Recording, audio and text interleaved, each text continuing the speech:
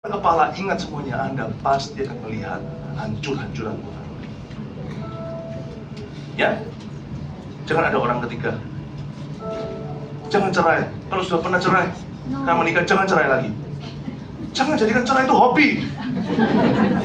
Ya ampun. Berdirinya gereja ini akan menghentikan cerai.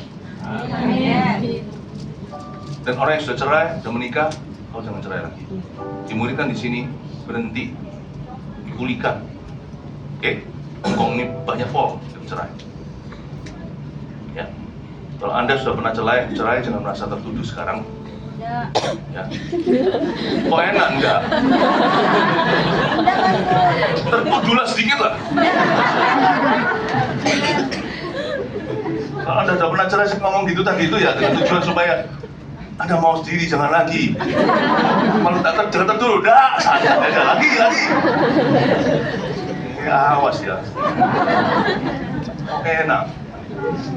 Itu mau tahu coba.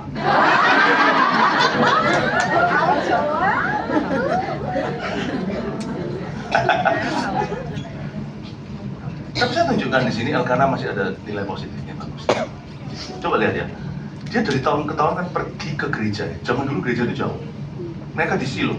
Ini Silo sebelum akhirnya nanti suatu hari pindah Yerusalem. Silo itu dihancurkan nanti oleh dalam sejarah. Ketika nanti itu terjadi perang, Silo itu hancur. Dulu bukan Yerusalem. Pusat rohaninya Israel itu Silo. Nah, di Silo ini orang-orang Israel harus ke sana. Jadi dulu tuh gereja nggak ada banyak di mana-mana. Dia ada di Silo ya, semua Israel utara selatan harus ke Silo. Harus ke sana. Jadi dulu itu gereja cuma ada di satu tempat. Nah mereka, tapi si Elkanah mesti tiap tahun datang ke situ. Perjalanan panjang karena dulu belum ada MTR, belum ada bus, mereka jalan. Dan dia ke situ sekalipun, coba baca ayat 3b, di sana yang menjadi imam Tuhan ialah yang jadi pendetanya di Silo ya.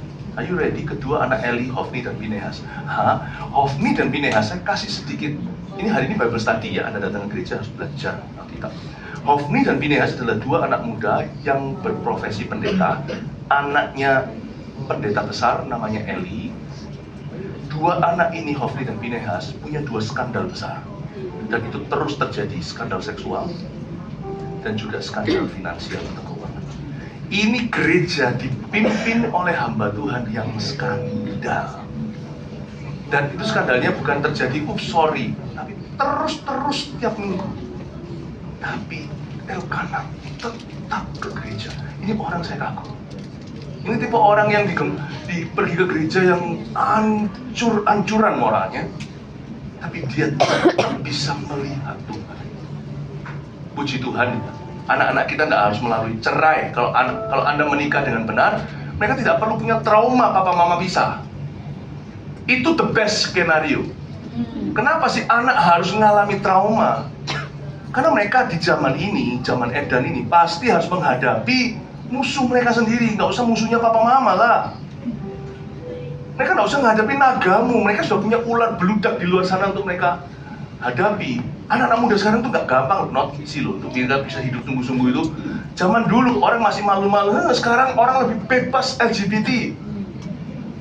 Zaman dulu itu rasa kayak berbuat salah, diam-diam, sekarang tuh lebih bangga. Aku lesbian. Bangga. Anak-anak kita itu hidup di zaman edan. Zaman kita dulu edannya sembunyi-sembunyian. Sekarang edannya terang-terangan. Anak kita punya naga sendiri yang harus mereka kalahkan. Kenapa harus naga kita harus mereka hadapi? Kalau bisa anak tidak harus menghadapi perpisahan orang tua atau perpisahan orang tua lagi. Ya. Tapi misalnya ada anak yang harus mengalami perceraian papa mamanya, tapi mereka bisa tetap akhirnya berkata, aku anti perceraian, aku tetap mau sungguh-sungguh sama Tuhan, aku percaya pernikahan adalah sekali sampai maut atau kematian memisahkan. Itu orang hebat itu. Di bawah mama papa yang skandal, dia bisa tetap jadi orang Kristen sungguh-sungguh. Itu orang hebat. Nah ini Elkanah. Di gereja yang kayak gitu dia berkata,